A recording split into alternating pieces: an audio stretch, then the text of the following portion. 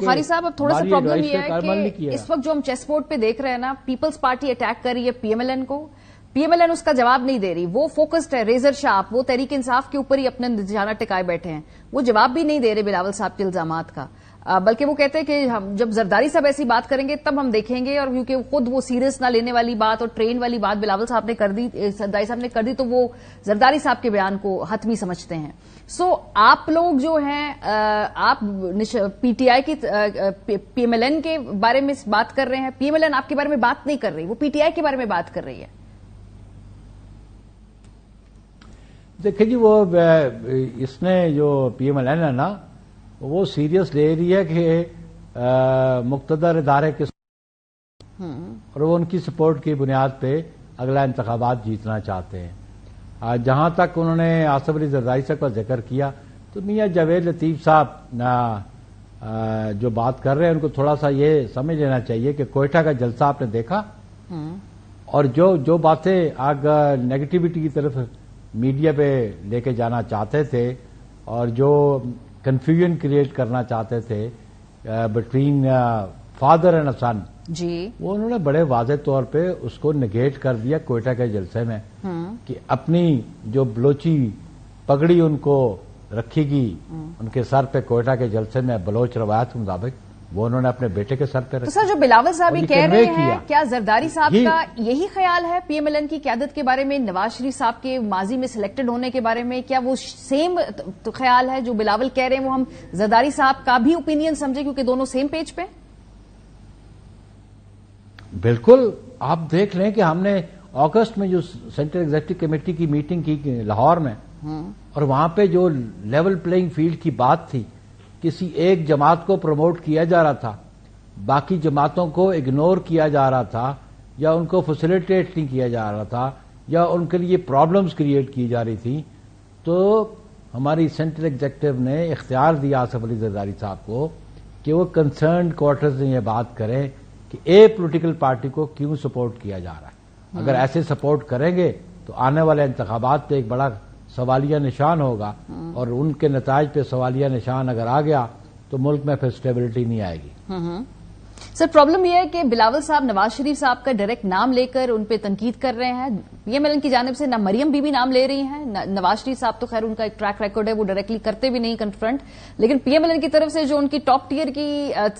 सारी क़यादत है वो इग्नोर कर रही है, वो नहीं उस तरीके से जवाब दे रही। बिलावल साहब कर रहे हैं बात, लेकिन पीएमएलएन की सीनियर क़यादत नहीं उनके बारे में बात कर रही। ये आपका क्या ख्याल है, क्या सीरियस नहीं ले रहे हैं या सीरियस लेना चाहिए है, क्योंकि जरदारी साहब के भी सेम ख्याल आते हैं? देखिए, बात यह है कि पीएमएलएन जो है ना, वो अपना स्टांस चेंज करते रहते हैं। 2020 में उनका स्टांस और था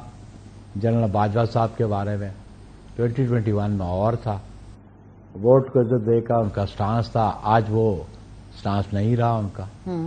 आज उनका मौक़िफ़ मुख्तलिफ है, और इसलिए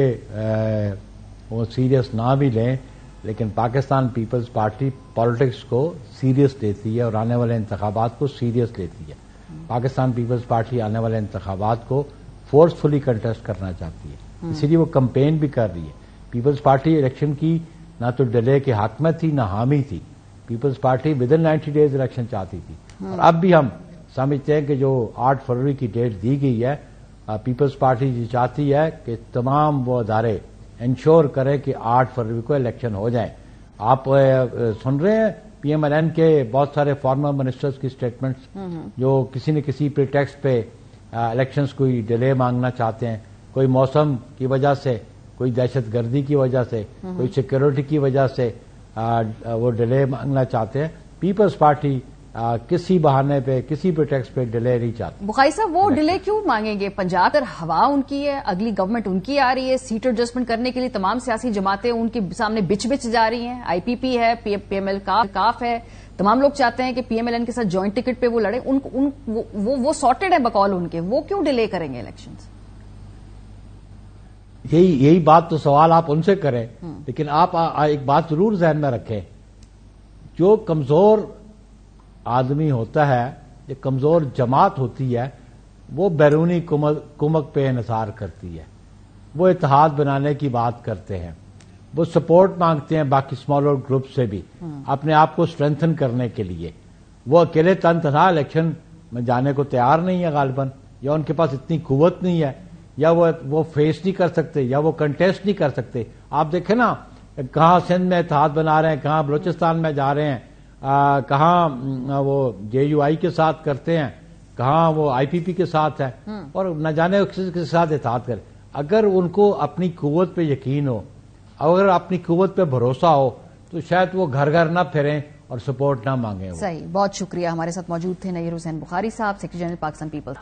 پیپلز پارٹی کی جانب سے جو الزامات لگائے جا رہے ہیں PMLN پہ, وہ آگے سے ان کو اس طرح جواب نہیں دے رہے, بیکاز ان کے خیال ہے کہ بلاول صاحب کو وہ سیریس نہیں لیتے ہیں. بریک پہ جائیں گے, جب واپس آئیں گے سیٹ ایڈجسٹمنٹ کی بساط بچ چکی ہے. PMLN چاہے IPP کے ساتھ اتحاد سیٹ ایڈجسٹمنٹ کی بنیاد پر آگے الیکشن لڑے یا کاف لیگ کے ساتھ, یہ ممکن کیسے ہوگا؟